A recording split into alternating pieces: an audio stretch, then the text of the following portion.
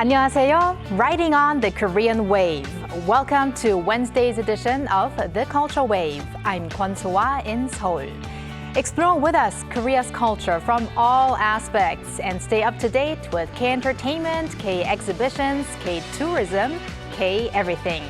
And before you know, you'll be booking your flight to Korea.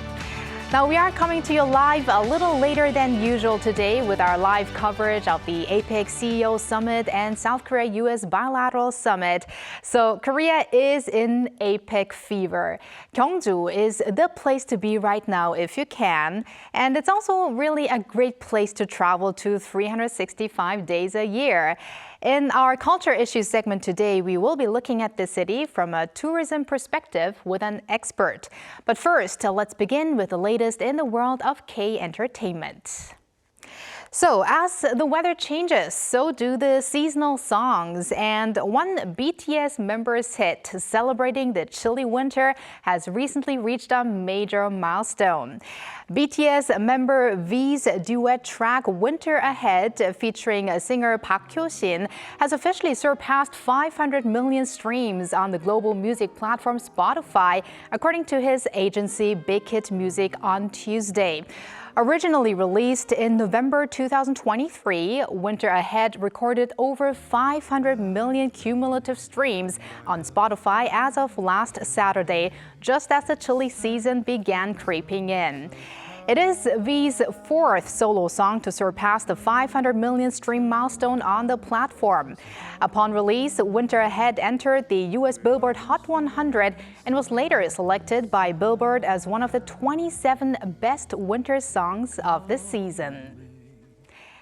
And up next, NCT Dream are set to drop their sixth mini-album, Beat It Up, on November 17th, Korea time.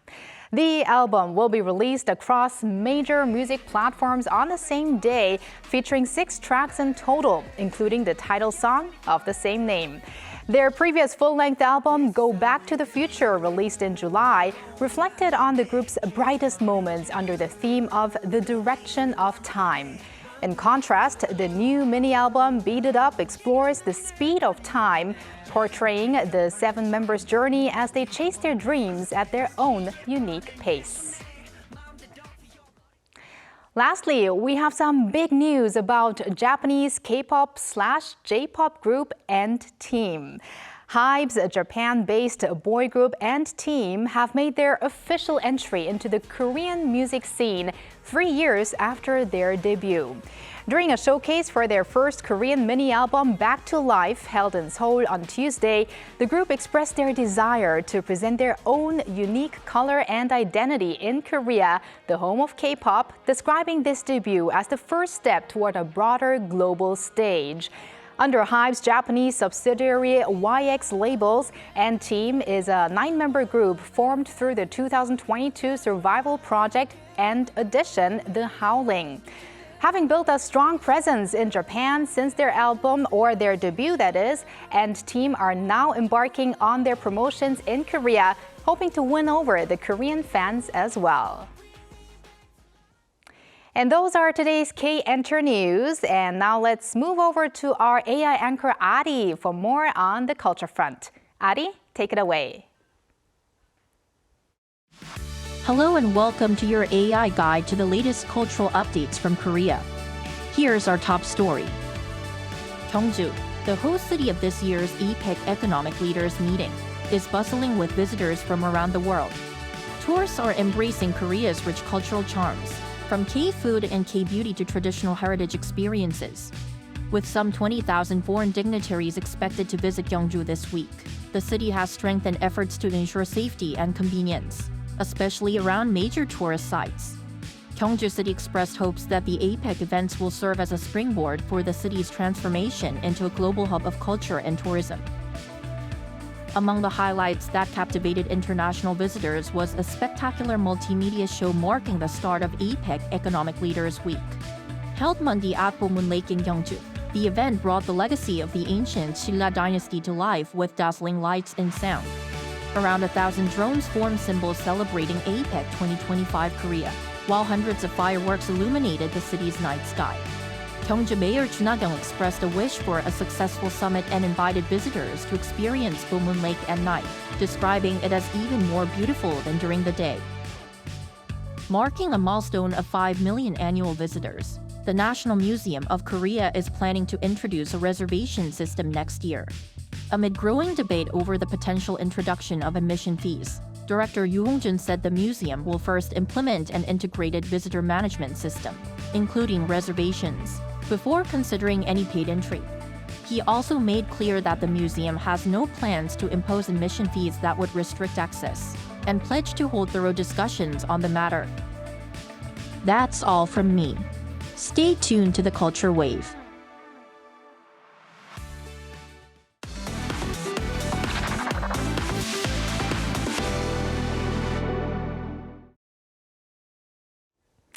With K-pop songs on global music charts for years now, it's nothing unusual. But more recently, it's become so frequent that we're seeing K-pop songs competing on those charts. Take the different songs from the soundtrack K-pop Demon Hunters as an example. The excitement is likely to continue this November as BLACKPINK is expected to join this competition with their long-awaited comeback. Ian Jin tells us more. Even without an entry from BTS, with the group preparing for their full group album release for next year, K-pop hasn't stopped breaking records. The main boost has been from the songs on the soundtrack of the animated film K-pop Demon Hunters. After entering the US Billboard chart last July and steadily climbing the rankings, these songs ultimately brought K-pop to the very top of major English language pop charts. Number 1 is Golden from K-pop Demon Hunters.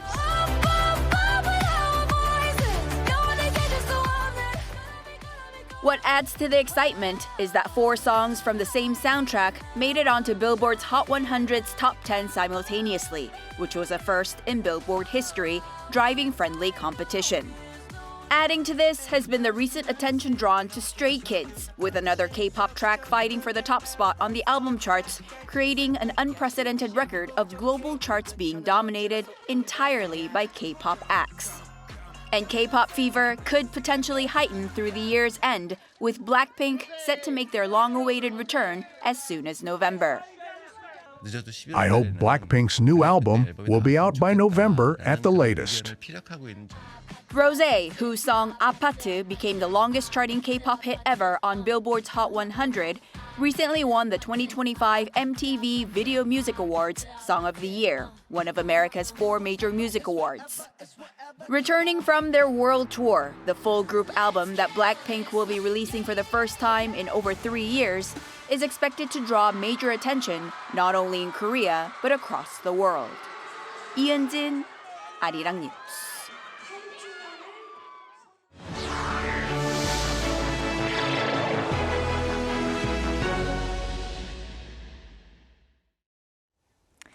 Once the capital of the Silla kingdom, Gyeongju is reviving its 1,000-year-old spirit ahead of APEC 2025 Korea. An exhibition there brings Silla's golden age to life, where art, faith, and global exchange once thrived. Our news features reporter Park Hyo-bin has more. The host city of APEC 2025 Korea, Gyeongju was once the capital of the ancient Silla kingdom that shaped Korea's golden age of art and culture. Now an exhibition titled Scent of Korea in Silla is underway at the Gyeongju Expo Seoul Art Museum, bringing the spirit of Silla back to life. Based on Silla's culture and history, this exhibition aims to share Korea's heritage with the world and shed new light on its historical value. Upon entry, visitors are greeted by a 5-meter scroll of silver principal Buddha from Seokguram Grotto, flanked by Tabotap and Seokgatap, Korea's most iconic stone pagodas. Each piece is painted with real gold and silver, capturing the spiritual glow of the Silla era. In front, a black pond reflects both the artworks and the viewer, linking past, present, and future. Another section connects tradition with modernity through glass art. Some 250 recycled glass bottles symbolize both stability and Silla's long history of cultural exchange along the Silk Road. I wanted to revive the shapes of Roman glass that once entered Silla through the Silk Road, using today's glass-making techniques. The highlight of the exhibition is the masterpiece by artist Park Dae-sung, the largest work of his 80-year career. Behind me is Korea Fantasy, a 12-meter-long painting that brings together Korea's most iconic symbols. Looking closely, it's filled with the essence of Korean heritage, from Hawaii masks to the smile of Silla, all set against a panoramic Korean landscape. Through these works, the exhibition reimagines Silla's flourishing era of culture, trade, and Buddhism, a reflection of how its legacy continues to breathe through the art of modern Korea. Park Hyo-bin, Arirang News, Gyeongju. So this week, Korea's southeastern city of Gyeongju is hosting some 20,000 visitors, including leaders and delegations from 21 APEC member economies. Ahead of APEC 2025, the host city Gyeongju has improved and updated its accommodation, transportation, payment, and language services to fit the occasion of a high-level international event. So let's have a talk on Gyeongju's transformation into a global tourism city with Bae So-young, Professor of Hotel and Tourism Management at Gyeonggi University. Welcome, Professor Bae. Thank you so much for having me here. I'm so happy to have you here on the show today. So, Professor Bae, Gyeongju is considered as one of Korea's very well-preserved cities, culturally as well as historically. So what kind of city is Gyeongju to you? And also, what is the significance of the APEC meeting being held in this city? Yeah, you know, Gyeongju is truly exceptional. So every time I go there, I feel like time really slows down. So it's not just a place to study history, but to actually breathe it. So the entire city is filled with UNESCO World Heritage, like including, well-known Bulguksa Temple and Seokguram Grotto, and also Cheomseongdae Observatory concentrated in one single space. So that's amazing. And hosting the APEC actually carries profound meaning because with leaders from 21 Asia-Pacific economies, including United States, China, Japan, and Russia, it actually creates a lot of socio-economic effects and also cultural ripple effects as well. It's enormous for the host cities. And the fact that this global events take place not in the capital or not in the metropolitan hub, but this Korea's representative historic city, that's even more, special and significant. And also, it's actually the very first time ever that APEC meeting is held in a city filled with UNESCO World Heritage. So, Professor Bae, may I ask you, when was the last time that you traveled to Gyeongju? Oh, I was there in last April for a conference, and I just love the cherry blossom there, spring of Gyeongju. That's so beautiful with lots of heritages. That's why I have been saying that Gyeongju is a perfect place to travel 365 days a year because every season, it's really, the beauty is different. And Professor Bae, the main venue, let's talk about that. The main venue for the conference is around Bomunho Lake, which is a very popular tourist destination. And there are hotels there and resorts and also the conference centers all gathered in one place. So how would you evaluate the characteristics of this space and the strengths of this as an international venue? Yeah, when we talk about like hosting mega events like APEC, there are several critical factors to consider. The first of all, like compact geography.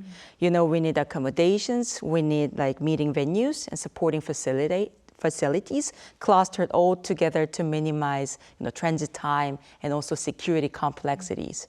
And second of all, like scalable capacity. We need a number of rooms to have thousands of delegates. That's important. And third is like infrastructure, reliable technology, communications, and logistics. And also ideally, it's great to have a unique destination appeals that makes the event even more memorable, just beyond the meeting room. So to say like Bomun tourist area, those complexes basically like a one-stop destination because you've got everything right there, like premium hotel there and world-class conference facilities and a lot of recreational facilities, all within like walking distance or short shuttle ride.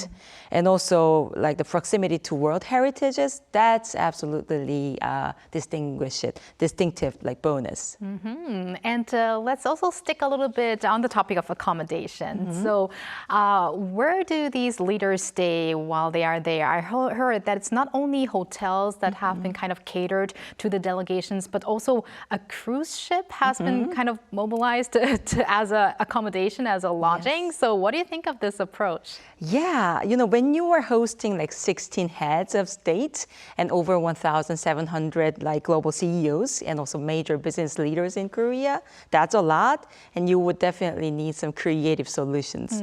So this is actually the very first time for Korea using floating hotel for an official international event. So 2 luxury cruise ships are right there, ready at Yeongil Bay Port at Pohang, and it's about like 50 kilometers away from the main venue. So in total, they provide over 1,100 rooms to accommodate business leaders and delegates from Japan and China. And you know, they are not just ships, but literally floating luxury hotels. So they have like restaurants, bars, pools, theaters, and all the recreational facilities, and also some facilities for business. It's amazing to see, you know, that this idea go beyond the limits of the space, but you know, they try to turn the ocean into the actual stage for, you know, welcoming the world. So that's, I think, very creative. And it's meaningful not only just for Gyeongju, but also for adjacent cities like Pohang, because, you know, it extends the impact of APEC across the region. Right. What an experience for those delegations. Yes, and there's a firework too. Oh, a firework. Wonderful. Firework on the water is always the best. And let's also talk about the not the accommodation, but the transportation system, of course. From autonomous shuttle buses to interpreted taxis, what changes do you expect these initiatives to bring to Gyeongju as a tourist city? Yes, the transportation setup is quite impressive. So first, the autonomous shuttle buses, so they can be called actually K-autonomous because they are made with over 90% domestic technology. So they're operating within the Bomun Lake areas, and it's an excellent opportunity for Korea to showcase our, you know, homegrown self-driving technology to the world. And another thing is, you know, there are taxis in Gyeongju, and they have been equipped with two-way interpretation apps, including 11 different languages, including Malay and Indonesian as well.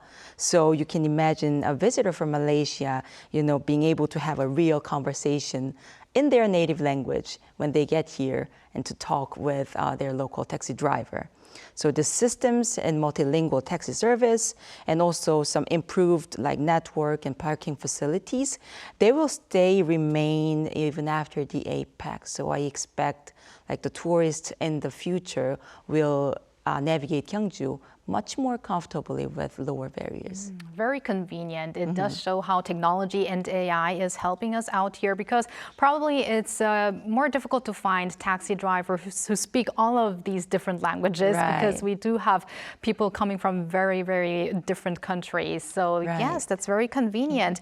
And Gyeongju is also known as the museum without walls, museum without roof. And Professor Bae, you earlier mentioned Cheomseongdae Observatory, Seokguram Grotto, and also Bulguksa Temple. So how might these sites regain some interest following this APEC summit or this APEC meeting? Yes, so APEC is bringing enormous global visibility to Gyeongju's cultural heritage, actually. So the city tried to put all the effort to position it as like cultural APEC. So it's not just about meetings, but creating immersive like cultural experience to the world leaders and also for their spouses.